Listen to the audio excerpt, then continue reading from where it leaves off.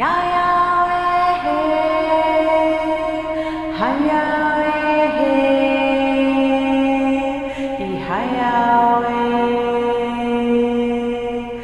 2010, the Ynez Chumash Environmental Office, SYCEO, established a Waste Vegetable Oil, WVO, biofuel program. Our Waste Vegetable Oil program takes used vegetable cooking oil from the Chumash Casino Resort and filters it to be reused as vehicle fuel for dual fuel vehicles, which in our case are diesel engines that through relatively minor changes have been converted to run off of both diesel fuel and vegetable oil. The benefits of using vegetable oil as fuel are that it is less expensive, about half as much as traditional diesel. There are minimal impacts to engine power and mileage, and there is an environmental benefit as well.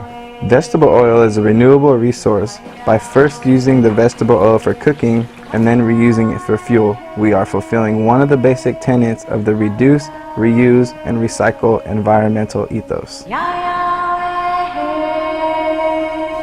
Where does our oil come from? The SYCEO gets used vegetable oil from restaurants located at the Chumash Casino Resort. The kitchen steward staff brings out oil in large pots and pours the oil in our designated buckets. We greatly appreciate the casino kitchen staff working with us in reusing the used vegetable oil. WVO station equipment list. To process the WVO, we use the following equipment: 5-gallon buckets with lids, 100 micron screen filters, 55-gallon barrels for the 3 to 5 day settling period, a 240-gallon polyethylene tank for storage, an electric barrel heater, an electric pump with a flow meter and fueling hose, and 30, 10, and 5 micron filters. Collecting oil for transport to the WVO station.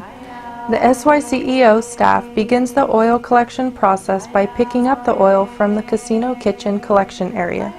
An important component of this process is making sure that the oil is suitable for biofuel use by visually checking that it does not contain water or other contaminants.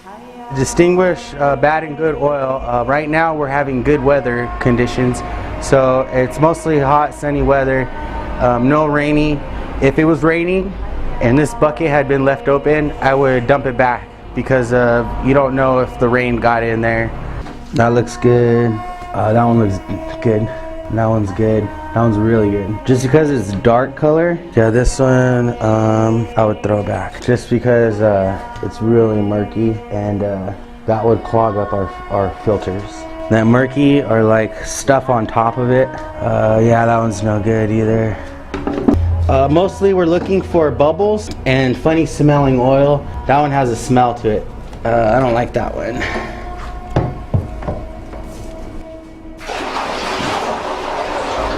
This bend is owned by Coastal Byproducts, and they collect oil and they have the facility to actually create biodiesel oil, which actually takes a chemical mixture and in a highly sophisticated process, which ours is more simple and basic. We're basically using vegetable oil itself as fuel. The next step is to transport the oil to the Chumash BioFuel Station. Before transporting, make sure all the bucket lids are tightly secured. This is to prevent spilling as well as to help keep debris out of the oil. When transporting the oil, it is also important to drive slowly and tie down the buckets to prevent them from tipping over and spilling the oil.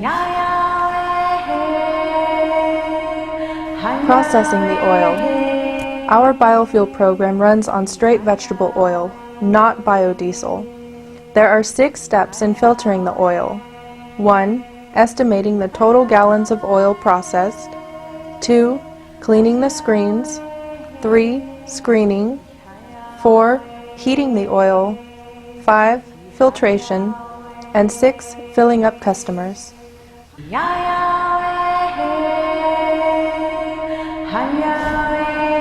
Estimating the total amount of oil collected. First, the total gallons of the waste vegetable oil collected from the casino kitchen is recorded on the log sheet. we track the total volume of oil collected in order to calculate the amount of oil reused, as well as to help calculate and track our costs.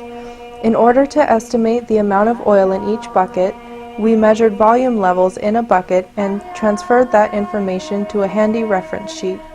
The staff notes the date, the total gallons, and the numbers of the buckets collected onto the log sheet.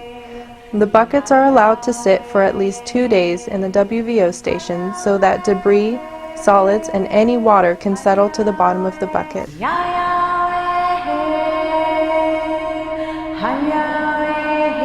2. Cleaning the screens. Before screening the oil from the buckets into the barrels, we clean the barrel filter screens. Having clean screens is always important, but especially in the wintertime when cold temperatures can thicken the oil and slow the rate at which it flows through the screens. To clean the screens, first scrape the solids from the last screening with the scraper. Next, using an environmentally friendly degreaser, spray the screens in the reverse direction that the oil is filtered through it. The degreaser helps to break up the grime on the screens. Once the degreaser has had a chance to work, spray the screens clean with a water hose and spray nozzle. It is important not to let the degrease dry on the screens, as this could clog them. Once the screens are cleaned, hang them in the sun to dry. Occasionally, it may be necessary to clean your screens more thoroughly with degreaser and a pressure washer, just to make sure you follow the screen manufacturer recommendations to ensure that you don't damage the screens.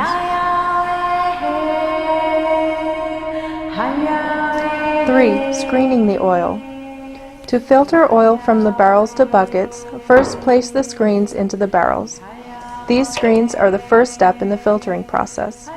At this step, all of the screens we use are rated at about 100 microns, which is a measurement of the size of particles that the screen will filter out. The barrels function as another step in allowing sediment, debris, and water to settle out of the oil before it's more finely filtered and eventually used for fuel. Before pouring the oil into the screens on the barrels, check the condition of each bucket. In this step, it's important to pour the cleanest oil through the screens first, in order to prevent the screens from clogging up prematurely. Generally, oil that is clear with a nice golden color is cleanest and should be poured first. Once streaks start to appear in the flow of the oil, this indicates that the sediment or murky part of the oil being poured into the screen. It's largely this murk which clogs the screen, so be careful not to pour too much of it into the screens, as this severely slows the oil filter rate.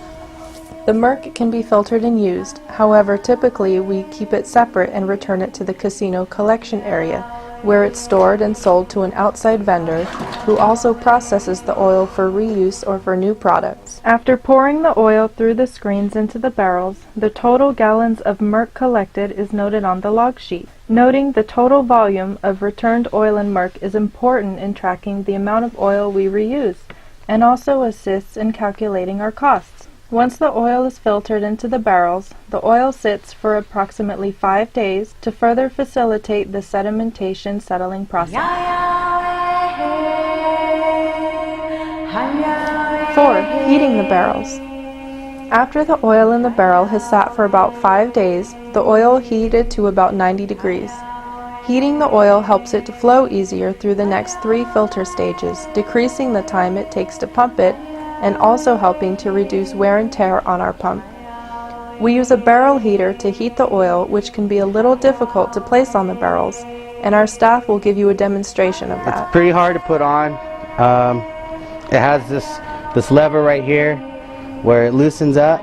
It allows you to unhook, place around the barrel, latch it back on, and snap it tight. We use a basic stem thermometer to check the temperature of the oil. Be cautious to not let the thermometer touch the metal of the barrel, as this can affect the temperature reading. Also, be cautious not to burn yourself with the oil, as it can potentially be really hot.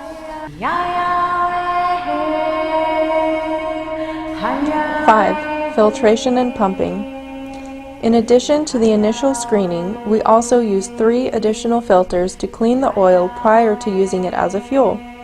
From the heated barrel, we pump the oil first through a 30 micron canister filter, then through a 10 micron screw-on filter, and finally through a 5-micron bag filter.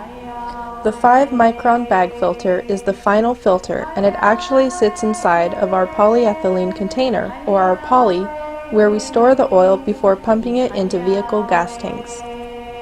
Generally, we use the pump rate, the amount of gallons that have pumped through the filter, as well as a visual check of the canister filter to determine when the filters need to be changed.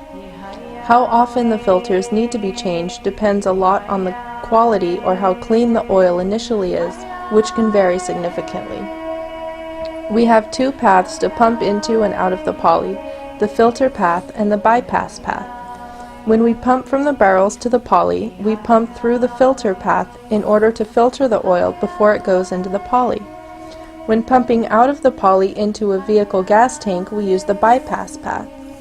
There are no filters inline in the bypass path. This allows the oil to flow faster and increases how quickly we can fill up vehicles. It's very important to note that the cumulative meter start and end points when pumping either into or out of the poly. Additionally, when pumping into or out of the poly, clear the distribution meter to note how many gallons have gone in or out. We use both the cumulative and the distribution meter to calculate costs as well.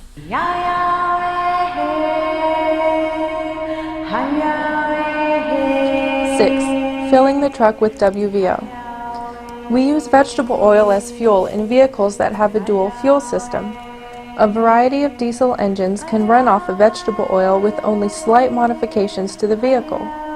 Typically, these modifications include adding an additional fuel tank, including a pump and filter components, a heating system to heat the vegetable oil, and a mechanism to switch the fuel back and forth between diesel fuel and vegetable oil systems. To fuel up a vehicle, we run the oil through our bypass path. Again, at this point, the oil is clean and it flows faster through the bypass path.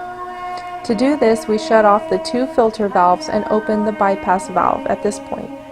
Just like pumping gas at a regular gas station, we open the vegetable oil fuel tank of the truck and put in the nozzle of the pump and begin pumping. Don't forget to reset the distribution meter in order to record the total gallons pumped into the vehicle.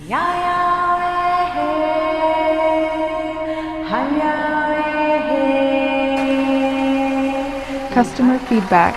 How the vehicle runs with the WVO, how different it is compared to the diesel fuel, and how often the maintenance of the WVO conversion kit is needed, or how much the cost is.